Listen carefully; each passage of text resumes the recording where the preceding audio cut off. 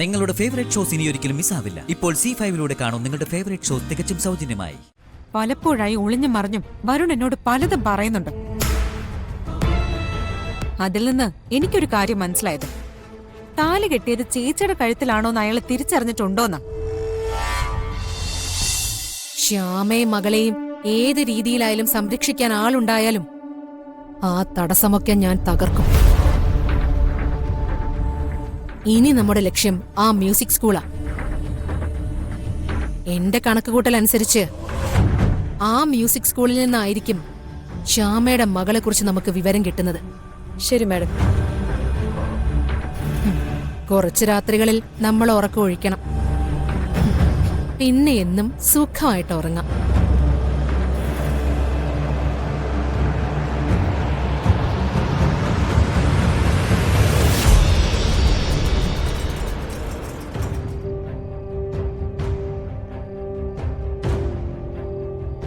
ഒരവസരം കിട്ടിയപ്പോ എല്ലാവരും കൂടെ എടുത്തങ്ങ് ഉപയോഗിച്ചു മുത്തശ്ശി.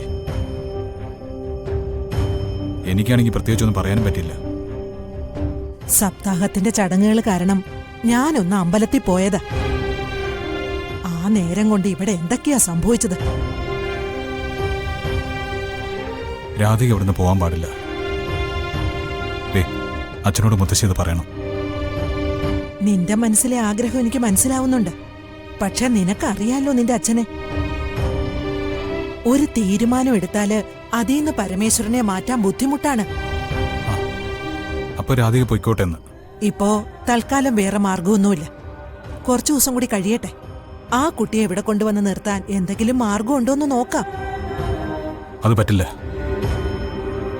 ഒരു ദിവസം പോലും അയാൾ അടുത്തില്ലാതിരിക്കുന്നത് എനിക്ക് സങ്കല്പിക്കാൻ പറ്റില്ല. ആദ്യം നീ നല്ല ബോധത്തോടെ ഒന്ന് ചിന്തിച്ചു നോക്ക്. രാധിക ഇവിടെ പിടിച്ചു നിർത്താൻ നമുക്ക് എന്താടാ അവകാശം? ആ കുട്ടിക്ക് അച്ഛനും അമ്മയില്ലേ? അവർക്ക് അവരുടെ മകള് കൂടെ ഉണ്ടാവണമെന്ന് ആഗ്രഹം ഉണ്ടാവില്ലേ? അതേ ആഗ്രഹം അവൾക്കും ഉണ്ടാവില്ലേ?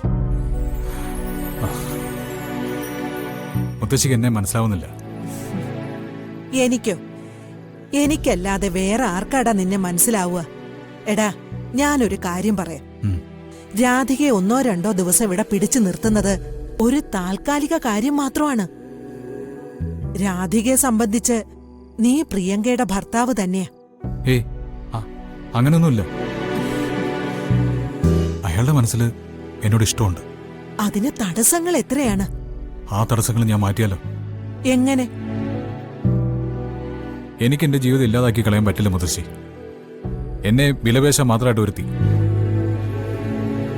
എന്നെ വിലപേശാനും കണിമംഗലത്തിന്റെ സ്വത്ത് ആഗ്രഹിക്കാനും മാത്രമായിട്ട് ഒരുത്തി. എത്ര കാലം സഹിക്കണം ഞാൻ? എത്രയോ പേര് ഡിവോഴ്സ് ചെയ്യുന്നു. ആ വഴി തന്നെയാണ് ഞാനും ചിന്തിക്കുന്നത്. അതൊരു തെറ്റായ മാർഗമാണെന്ന് ഞാൻ പറയുന്നില്ല. പക്ഷേ അപ്പോഴും പ്രശ്നങ്ങൾ ഒരുപാടുണ്ട്. അനുജത്തെ ഡിവോഴ്സ് ചെയ്ത ഒരാൾക്ക് ചേച്ചിയെ വിവാഹം കഴിച്ചു തരാൻ ആരെങ്കിലും സമ്മതിക്കൂ? അതും ദേവനാരായണൻ തിരുമേനിയെ പോലെ ഒരാള്. എല്ലാം കൂടി ആലോചിച്ചാ ഞാൻ തളർന്നു പോകും.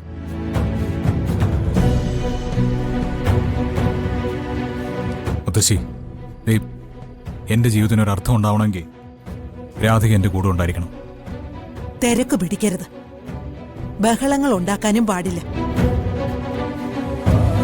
നിങ്ങളെ ഒന്നിച്ചു ചേർക്കാനാണ് ദൈവത്തിന്റെ തീരുമാനമെങ്കിൽ കുറച്ച് വൈകിയാലും അത് നടക്കും.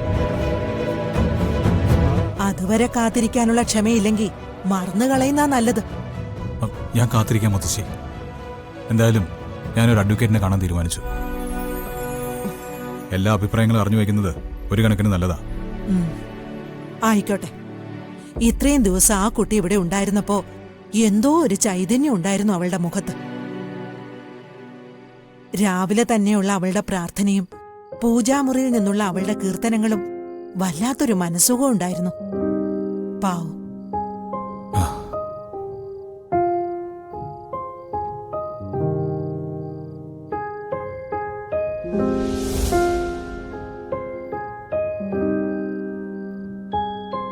ഭഗവാനെ,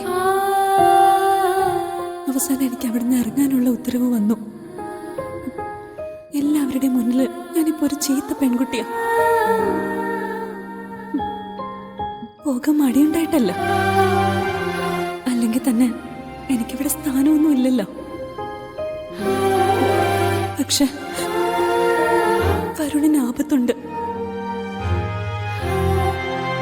കൊല്ലാൻ മടിക്കാത്തവരാ ചുറ്റും. അത് മാത്രം ഒരു പേടി. എന്റെ കഴുത്തിൽ താലി കെട്ടിയ ആൾക്ക് വേണ്ടി എത്ര കഠിന വ്രതം എടുക്കാനും ഞാൻ തയ്യാറാ. വരുണിനെ കാത്തോളിന്.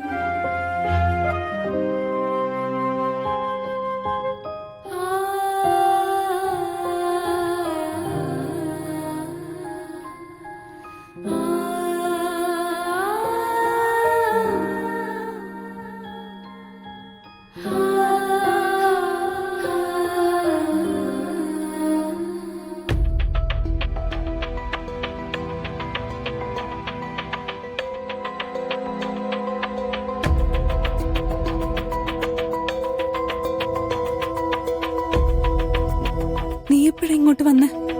ഞാൻ വന്നതേ ഉള്ളൂ. ചേച്ചി പോവാനുള്ള സാധനങ്ങളൊക്കെ എടുത്തു വെച്ചോ?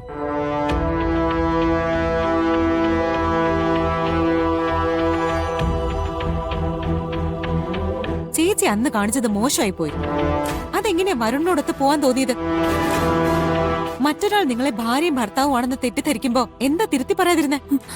അത് നീ എന്നോട് ക്ഷമിക്കണം. എനിക്കൊരു തെറ്റുപറ്റി പോയതാ. നീ വീട്ടിലെത്തിയിട്ടുണ്ടെന്ന് കരുതിയാ നിന്നെ വിളിക്കാതിരുന്ന. പിന്നെ ഹോട്ടലിൽ കയറിയത് ഡ്രൈവ് ചെയ്തോണ്ടിരുന്നപ്പോ വരുണ് സുഖമില്ലാതായി. എന്തെങ്കിലും കഴിക്കണമെന്നും പറഞ്ഞ് വരുണ ഹോട്ടലിലേക്ക് കയറിയത്. എനിക്കൊട്ടും താല്പര്യം ഉണ്ടായിരുന്നില്ല. പക്ഷെ അതിനെ ആരോടും പറഞ്ഞിട്ട് കാര്യമില്ലല്ലോ. വരുൺ എന്നെ ഒട്ടും ഇഷ്ടമല്ല. ഞാൻ അടുത്ത് നിൽക്കുന്നതോ എന്തെങ്കിലും പറയുന്നതോ ഒന്നും താല്പര്യമില്ല. ഞാൻ അനുഭവിക്കുന്ന അവഗണന എന്താന്ന് ചേച്ചിക്ക് അറിയോ? ശരിക്കും ഞാൻ ചെയ്യേണ്ട എന്താണെന്നറിയോ ചേച്ചിക്ക്? നേരെ പോലീസ് സ്റ്റേഷനിൽ ചെന്ന് കേസ് കൊടുക്കുന്നതാ. പ്രിയങ്ക, വീട്ടിൽ വന്ന് മാന്യനായി കല്യാണം ആലോചിച്ചുകൊണ്ട് വന്നിട്ട് സത്യത്തിൽ ഇപ്പൊ ഗാർഹിക പീഡനല്ലേ നടക്കുന്നത്? ആ വകുപ്പ് വെച്ച് ഞാനൊരു പരാതി കൊടുത്താലുണ്ടല്ലോ, കണിമംഗലത്തുള്ളവർ മുഴുവനും വന്ന് നിൽക്കേണ്ടി വരും. ശിക്ഷയും കിട്ടും. പ്രിയങ്ക, നീ എന്താ ഈ പറയുന്നേ? അങ്ങനെയൊന്നും ചെയ്യാൻ പാടില്ല. ചിന്തിക്ക് പോലും ചെയ്യരുത്. പലപ്പോഴായി ഒളിഞ്ഞും മറിഞ്ഞും വരുൺ എന്നോട് പലതും പറയുന്നുണ്ട്. അതിൽ നിന്ന് എനിക്കൊരു കാര്യം മനസ്സിലായത്, താലി കെട്ടിയത് ചേച്ചിയുടെ കഴുത്തിലാണോന്ന് അയാൾ തിരിച്ചറിഞ്ഞിട്ടുണ്ടോന്ന്. ആ അർത്ഥത്തിൽ വരുൺ ചേച്ചിയോട് സംസാരിക്കാറുണ്ടോ? പെരുമാറാറുണ്ടോ? ഡൗൺലോഡ് ചെയ്യൂ C5 ആപ്പ്. കാണൂ എല്ലാ എപ്പിസോഡുകളും സൗജന്യമായി.